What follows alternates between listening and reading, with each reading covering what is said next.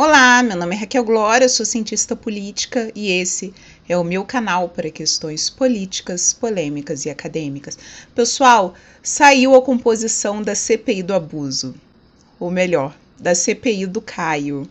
E eu vou trazer aqui para vocês essa composição e a gente vai conversar nome por nome a respeito dessa composição e vamos conversar também sobre os próximos passos. Já adianto que os nomes da CPI foram os mais esquisitos possíveis ou os mais inadequados possíveis, na minha opinião. E se você já sabe quem são, provavelmente você está pensando que a CPI mal começou e já acabou em pizza. Mas eu vou dizer para vocês que não. A CPI mal começou e já começou dando resultados e eu vou explicar para vocês no final do vídeo. Mas antes da gente ir para a composição da CPI, eu quero lembrar vocês da importância dessa comissão parlamentar de inquérito. Não me lembro de ter tido alguma CPI na Câmara Municipal de Sete Lagoas para investigar a própria Câmara Municipal. Essa CPI é um evento histórico, pessoal. Há pelo menos 20 anos ou 15 não tem nenhuma CPI nesse sentido. Então, o fato dessa CPI existir já é muito significativo. Essa CPI está investigando assédio moral e abuso de poder na Câmara Municipal de Sete Lagoas. Existem diversos relatos de correria, gritaria, choradeira, ataques de pânico entre os funcionários, entre os servidores da Câmara Municipal. É esse o ambiente de terror e de pavor que os nossos servidores estão submetidos. Ontem, inclusive, eu soube que o clima nos corredores parecia um velório, de tão silencioso que estava, porque as pessoas estão apreensivas, não com medo de serem descobertas, mas com medo de serem retalhadas. O que essa CPI está querendo investigar é sobre a situação que os nossos servidores estão submetidos de assédio moral, de ameaças, de imposições. Então a gente pode esperar que existem servidores que estão sendo coagidos há muito tempo, inclusive obrigados a fazerem, enfim, a tomarem algumas condutas inadequadas, como recolher celulares, por exemplo. Literalmente tem gente que está numa situação de se correr o bicho pega, se ficar o bicho come. E essa CPI tem o seu objetivo de desmascarar quem são ou quem é o algoz de toda essa situação. Essa CPI tem ou deveria ter o objetivo de identificar os algozes do nosso povo, dos nossos servidores. Então nós estamos numa situação em que os nossos servidores estão sob constante ameaça, humilhação, desrespeito, inclusive vereadoras já sofreram ameaça nessa Câmara Municipal ou desrespeito. E essa CPI, com muito custo e muita pressão popular, foi instaurada. Lembrando que quem lutou para que essa CPI acontecesse foi o Janderson Avelar, o autor da CPI, Carol Canabrava, Júnior Souza, Heloísa Frois e Iveson. Esses 5 foram os vereadores que lutaram para que essa CPI acontecesse. Os outros 2 votos vieram, as outras 2 assinaturas vieram depois, após muita pressão popular. Ou seja, de 17 vereadores, apenas 5 estão realmente de fato preocupados com essa situação que existe na Câmara Municipal. 2 assinaram por conta de pressão popular. Isso é uma pena, porque os vereadores são os nomes de mais peso e poder dentro da Câmara Municipal. Todos os 17 vereadores deveriam estar muito preocupados com isso e comprometidos em identificar e punir os algozes. Os vereadores que se negaram a assinar a CPI, os vereadores que mostraram que não têm absolutamente nenhum compromisso com essa situação e fizeram questão de participar da CPI do abuso ou da CPI do Caio, vocês vão saber identificar quem são. Vocês vão perceber que existem vereadores que estão optando pelo desgaste político para proteger quem não presta. Então eu preciso que vocês entendam que essa CPI é muito importante e que essa CPI está tentando, de alguma forma, iniciar um combate a um dos maiores problemas de Sete Lagoas, que é essa gramática coronelista. O recado que essa CPI está dando é muito claro: não vamos permitir mais abuso de poder, assédio moral nessa cidade. É isso o recado que essa CPI está dando já na sua instauração. Então essa CPI precisa ser levada muito a sério, a gente precisa estar muito de olho nessa CPI e nas pessoas que, enfim, fizeram questão de compor a CPI. Quem são essas pessoas? Aqui está, tá? Em algum lugar, o documento, né, que instaura a CPI. E olhem que interessante, dessa vez o Ivan Luiz assinou.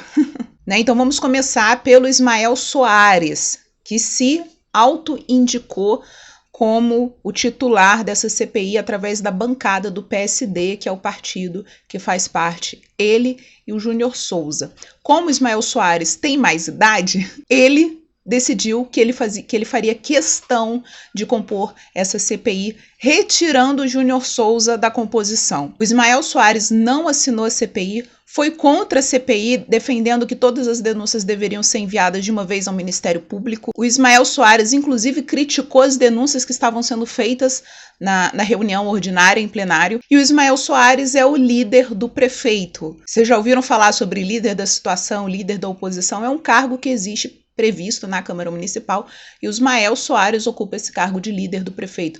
Ou seja, ele é aquele vereador que tem um contato mais direto com o executivo e que defende os interesses, as proposições do executivo na Câmara Municipal. Então, o vereador Ismael Soares, que não assinou a CPI, que foi contra a CPI, tirou o Júnior Souza, né, um vereador que estava desde o início pautando essa questão do abuso de poder, tirou o Júnior Souza da CPI porque fez questão de participar. Por quê? Tudo bem, se você faz questão de participar dessa CPI, eu também, todos nós fazemos questão de observar a sua conduta na CPI, Ismael. O outro bloco é o bloco indicado pelo pastor Alcides. Nesse bloco tem o José de Deus, Ronedo Aproximar e Gilson Liboreiro. O Gilson Liboreiro foi fazer uma cirurgia e, enfim, deve ter se recusado a participar. Então sobrou pastor Alcides, José de Deus e Ronedo Aproximar. O pastor Alcides indicou o José de Deus como titular pelo bloco dele, gente. Vocês não sabem quem é o José de Deus, muito provavelmente. Eu vou mostrar quem é o José de Deus. Presta atenção no vídeo. É o moço do vídeo. Faço as minhas palavras do vereador o Caio e estou com a maioria. Se votar a favor, eu voto a favor.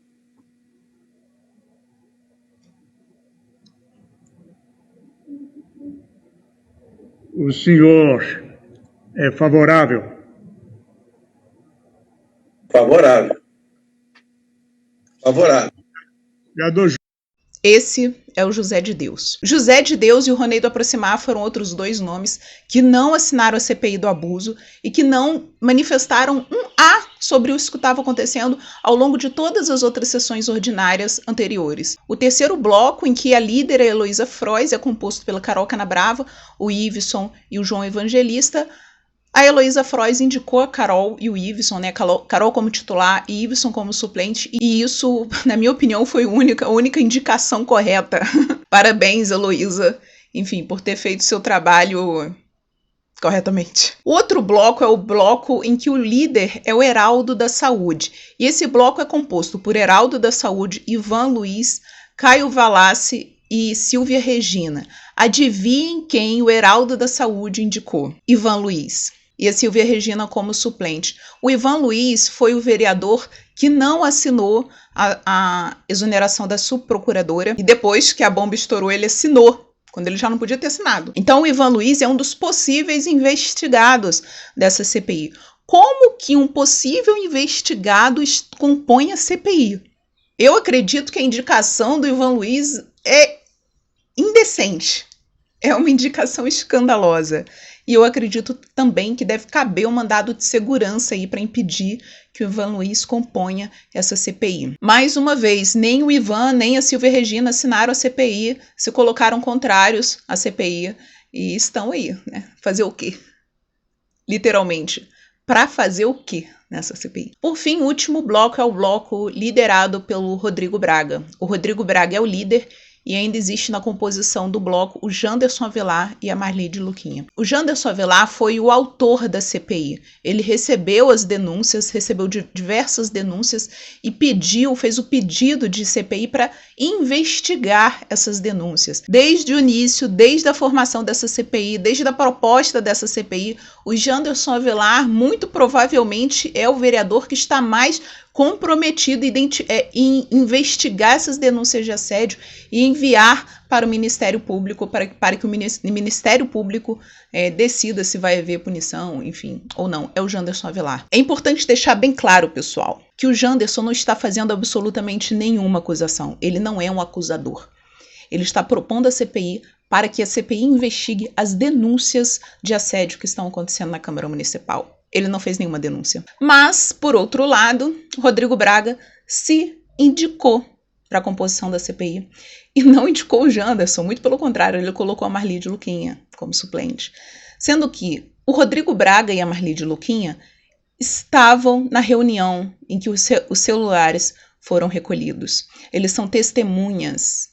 Então, Rodrigo Braga impediu o Janderson Avelar, o autor dessa CPI, de participar da CPI e se colocou como titular da CPI, sendo que ele é testemunha da reunião da máfia, né, que teve esse recolhimento de celulares, que, enfim, as denúncias, os relatos que foram divulgados aí, que foram minutos e minutos, para não dizer horas, de humilhação, terror psicológico, assédio moral, abuso de poder. Então, ao meu ver, o Rodrigo estando na CPI, o Ivan estando na CPI, isso pode invalidar qualquer decisão da comissão. Por isso, eu acredito que caiba um mandado de segurança tanto para impedir o Ivan quanto para impedir o Rodrigo Braga. Aí vocês podem me dizer, nem começou e já terminou em pizza. Mas eu adianto, é quase impossível que essa CPI termine em pizza. Todos esses nomes que irão compor a CPI, com exceção da Carol Canabrava, estão optando pelo desgaste político por motivos legalmente inexplicáveis. Então só saberemos se essa CPI terminou em pizza nas eleições de 2024, porque justiça vai ser feita, eu acredito nisso. Se não for no judiciário, essa justiça será feita nas urnas. E acredite, isso já é o suficiente para você mudar de vereador nas próximas eleições. Isso já é o suficiente para você passar esse vídeo, enfim, para os familiares, para os colegas, para eles verem o que está acontecendo na Câmara Municipal de Sete Lagoas. A gente pode sair dessa CPI sem uma denúncia formal ser enviada pelo Ministério Público, mas a gente pode sair dessa CPI também com 4 vagas a mais na Câmara Municipal, na verdade, para as eleições de 2024. Pelo menos. Repito, é muito importante que essa CPI seja transmitida ao vivo.